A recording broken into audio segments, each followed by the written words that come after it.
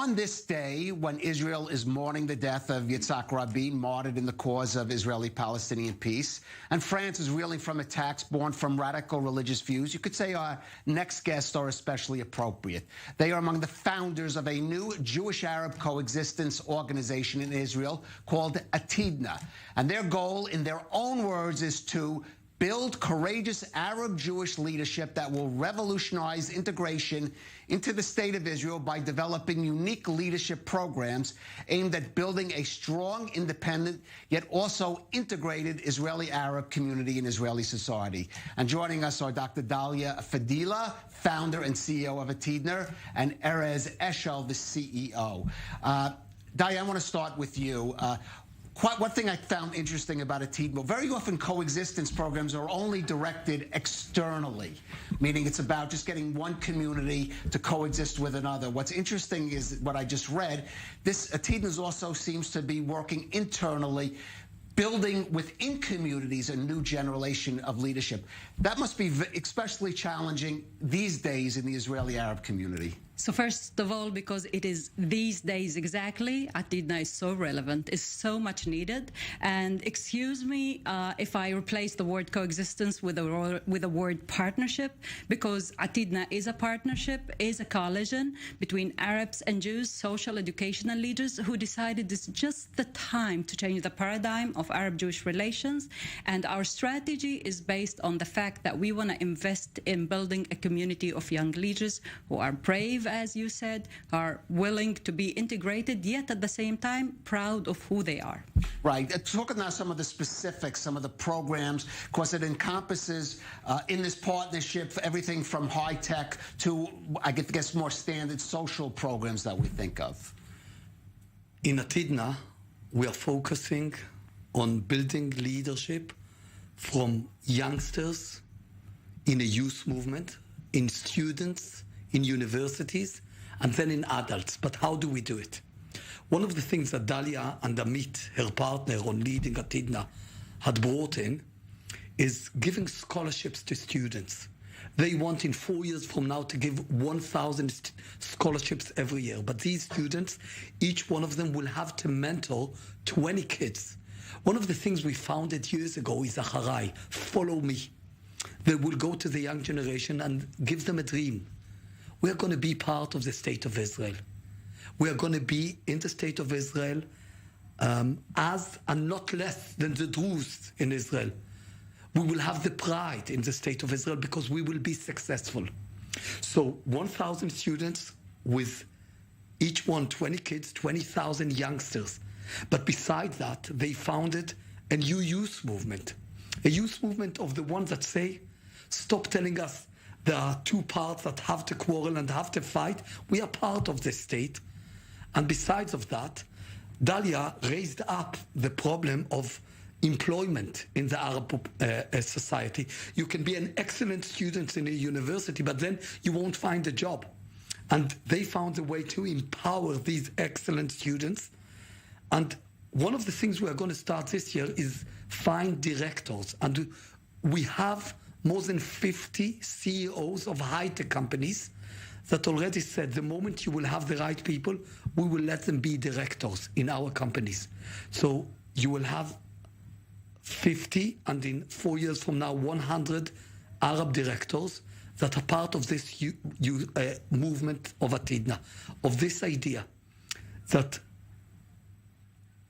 the amazing thing, and you know, when I came into this place, I thought, what's Atidna? For me, it's a miracle.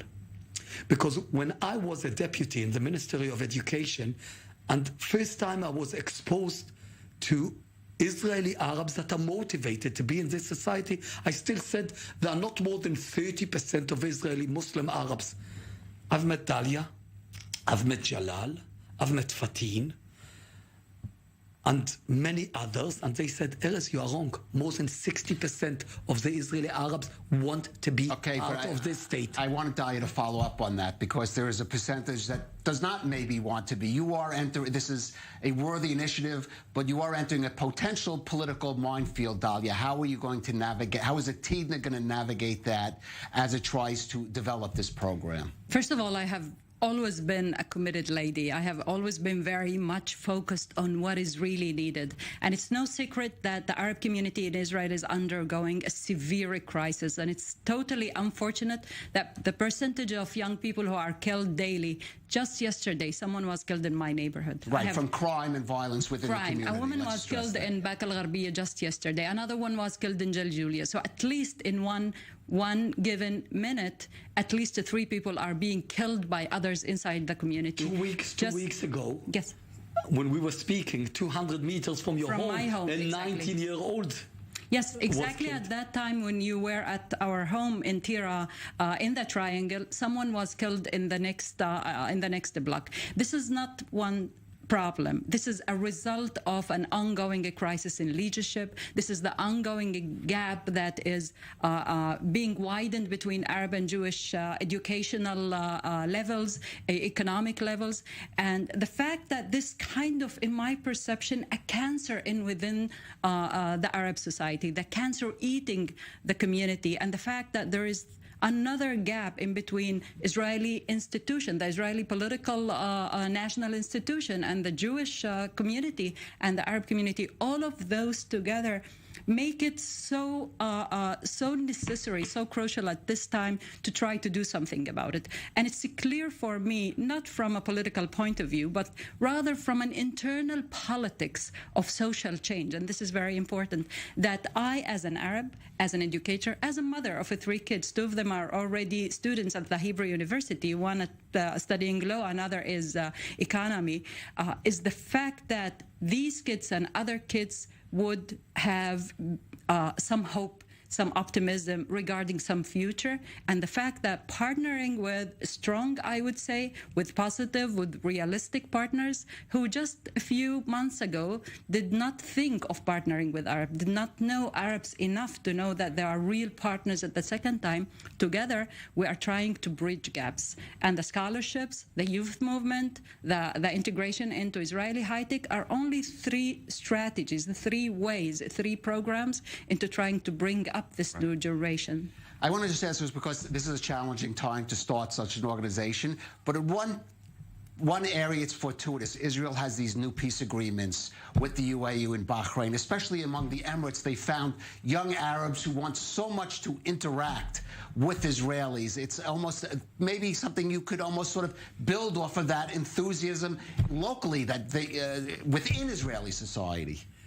Anyone that hears about Atidna asks, why did it happen so late? You know, just now it was 20 years for October demonstrations and crash. And the only thing I told Dalia, if you would do Atidna 20 years ago or 25 years ago, there is a lie that was given for years by extreme left-wing parties in Israel that in the truth didn't want anything good for the Israeli Arabs. They wanted to say, we are separated.